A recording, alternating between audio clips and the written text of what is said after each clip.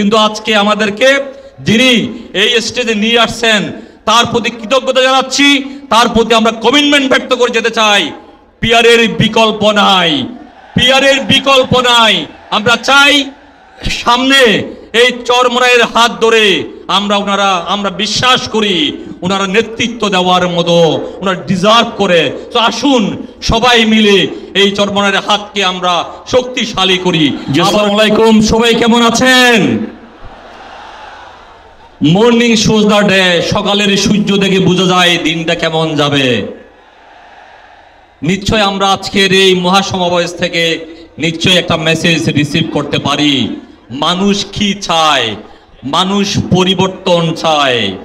এই পরিবর্তনের রাজনীতি যিনি স্বপ্নে ধারণ করেন, লালন করেন, যিনি রাত দিন পরিশ্রম করে যাচ্ছেন, তিনি আর কেউ নয়, তিনি আমাদের এই ভাই, আমাদের এই গার্ডিয়ান, যিনি স্বপ্নদ্রষ্টা, আমাদের আজকে যিনি এত বড় আয়োজন করেছেন, আমাদের করিম ভাই, জালাল ভাই, যাদের নেতৃত্বে আজকে এই যে এই আন্দোলন, ইসলামিক আন্দোলনের আজকে এত বড় মহাসমাবেশ, এখান থেকে নিশ্চয় আমরা একটা মেসেজ পাই। সুতরাং আমাদের একটা ভাই একটু আগে বলে গেছেন আজকে এই মহাসমাবেশ কেন, তিনটা জিনিসকে সামনে নিয়ে, সংস্কার, বিচার, পিয়ার। আসলে আমরা এই সমস্ত ওয়ার্ডের বিশ্লেষণ প্রয়োজন, আনলেস শুধু আমরা কিছুই জানবো না। আমি সংস্কার নিয়ে কথা বলতে চাচ্ছি না, যেহেতু সংস্কারের যারা ধারক ও বাহক আমি তাদের কাছে আমার এটাই রিকোয়েস্ট। আমি একটা জিনিস শুধু বলতে চাই, স্বাধীনতার 54 বছর পরে আমরা যারা মাইনরিটি হিসেবে বাংলাদেশে আছি, আপনারা জানেন প্রায় 54টা নৃগোষ্ঠী আছেন। এর মধ্যে 4টা সম্প্রদায়, বৌদ্ধ, হিন্দু, মুসলিম, খ্রিস্টান।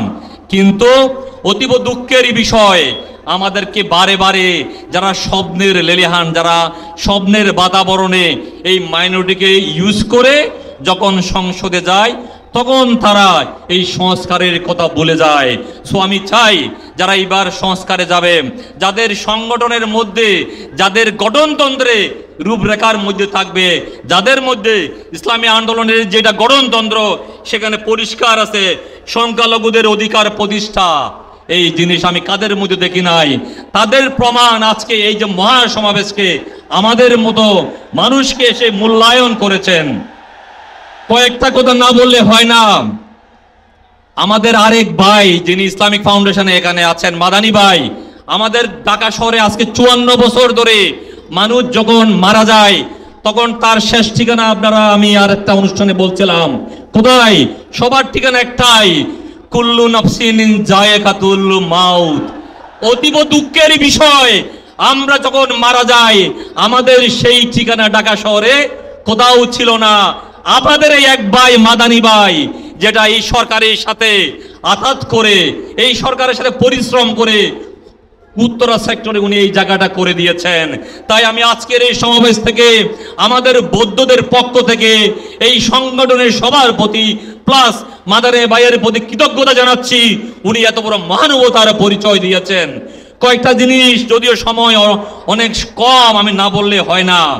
আপনারা দেখবেন স্বাধীনতার 54 বছর পরে আজকে আমাদের যারা বৌদ্ধ মাইনরিটি, এদের সুখ দুঃখ হাসি কান্না বলার মতো কোনো সুযোগ নাই।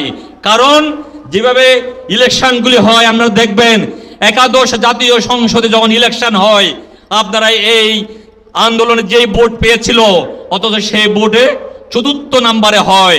কিন্তু দুঃখের বিষয়, ভোট পেলে কি হবে?